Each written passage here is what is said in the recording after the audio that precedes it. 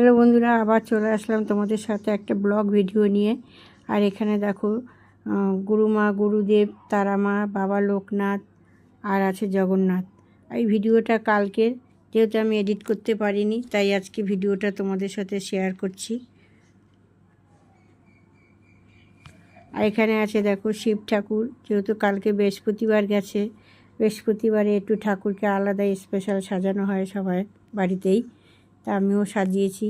তা সাজানোটা কেমন হয়েছে অবশ্যই তোমরা বলবে।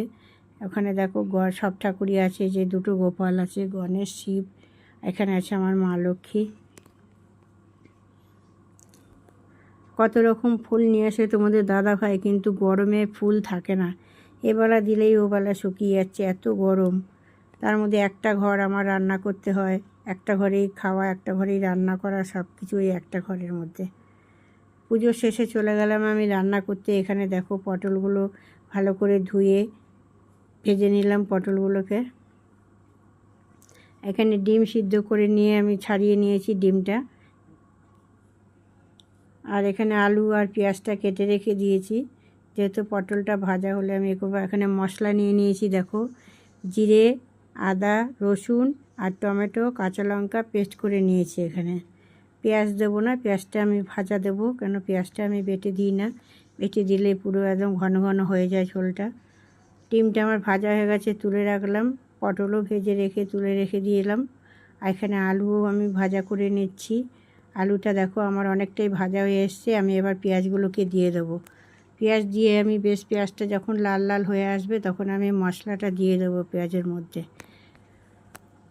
আর দিয়ে দিয়েছি স্বাদ মতন হলুদ আর নুনটা দিয়ে দিয়েছি মশলার মধ্যে। দিয়ে এবার ভালো করে এবার মশলাটাকে কষাবো।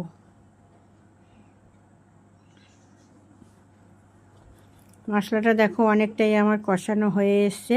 এবার আমি এর মধ্যে দিয়ে দেবো একটু ছাই গরম মশলা। ছাই গরম মশলাটা আমি বেশি খাই না, কিন্তু নামমাত্র অল্প একটু দিই। আবার একটু নাড়াচাড়া করে নেবো দেখো।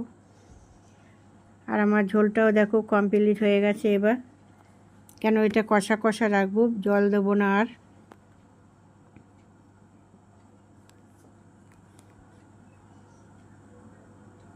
দেখো পুরো কমপ্লিট হয়ে গেছে।